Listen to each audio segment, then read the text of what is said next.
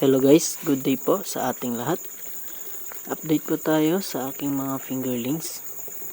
Ngayong araw po, 23 days old na po sila. At ngayon po, isi-share ko po sa inyo kung saan ko po nilalagay yung aking mga fast grower or yung mga shooters. Kasi every sizing po, mayroon po tayong mga nakukuhang fast grower. Kaya ngayon po, ipapakita ko po sa inyo kung saan ko po ito nilalagay.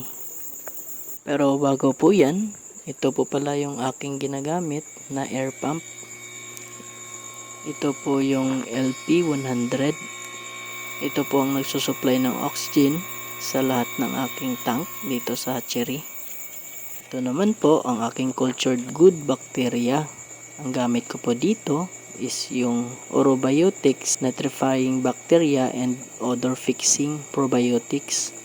Naka-ferment po ito ng almost 48 hours. Ito po ang aking ilalagay sa tank kung saan ko po ilalagay yung mga shooter or yung mga fast grower. Ibig sabihin po nun is ibabiofloc ko po yung mga shooters pero sa maliit na tank lang po. And ito po yung tank na gagamitin ko. At dahil biofloc system po ang gagawin ko, kailangan po ng tank ng malakas na aeration. Gaya po ng nakikita ninyo. At ngayon po, ilalagay ko na po yung probiotics na na-ferment natin.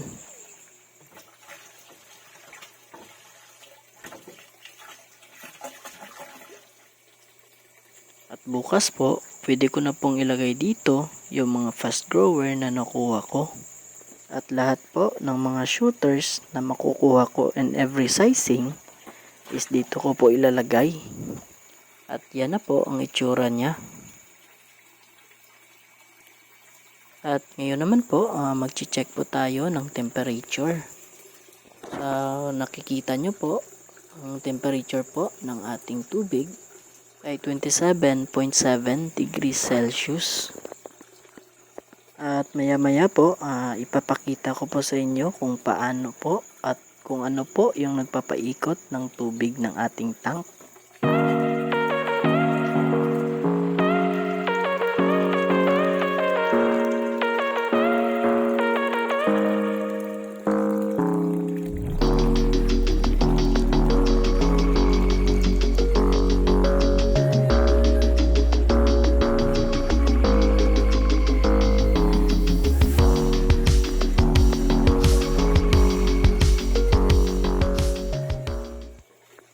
Ito po ang nagpapaikot ng aking tank.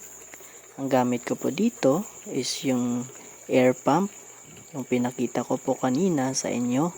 Sa pamamagitan po nito, tinutulak niya po yung tubig para umikot po sa buong tank.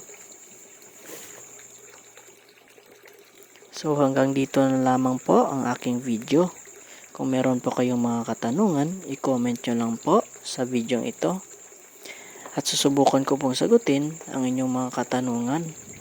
Yun lamang po at maraming salamat.